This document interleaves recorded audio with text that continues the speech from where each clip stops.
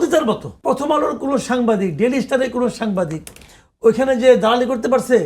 পারে নাই। কেন পায় নাই বলেন তো? পায় নাই কারণে যে মালিক এর সঙ্গে সম্পর্ক ছিল না। প্রথম আলো ডেইলি স্টার তো নিষিদ্ধই ছিল গণভবনে। আমি তো সেটাই বলছি।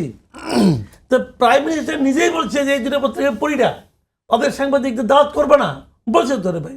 তার মানে কি এই প্ল্যাটফর্মটা দালালির জন্য অনুকূল ছিল না। তো প্ল্যাটফর্মটা কে ক্রিয়েট করে? প্ল্যাটফর্ম তো মালিক ক্রিয়েট করে।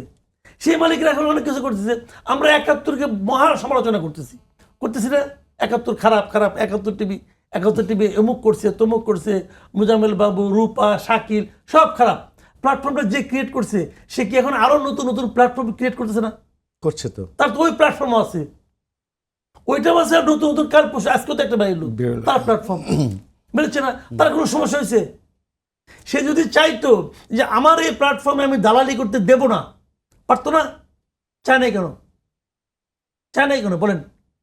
সেরা গাছেরটাও খেতে চায়, তলারটাও পুরাতে চায়। বড় বড় মাছ এই জালে আটকা পড়ে না। ওইটা যদি থামাইতে পারতেন সব থামে যেত। ওটা থামাইতে পারতেছেন না, পারতেছেন না রে ভাই। কে বলেন না? এই যে ব্যবসায়ীদের একটা তালিকা করছে অন্তর্বর্তীকালীন সরকার আমলে, দেখলাম যে তারা 10টা ব্যবসায়ী একটা তালিকা করছে। এই 10টা ব্যবসায়ী মিনিমাম 4 জনের তো মিডিয়া আছে। কিছু হয়েছে? তারা আবার এই 10 ব্যবসায়ীর মধ্যে অনেকে আবার নতুন নতুন মিডিয়াও তৈরি করতেছে। সেই মিডিয়াতে আমি আপনি চাকরির জন্য ধর্ণা দিচ্ছি। তো আমরা তো ভাই মানে কি বলবো, বলতে খারাপ, আমরা হলাম প্রতিটার মতো।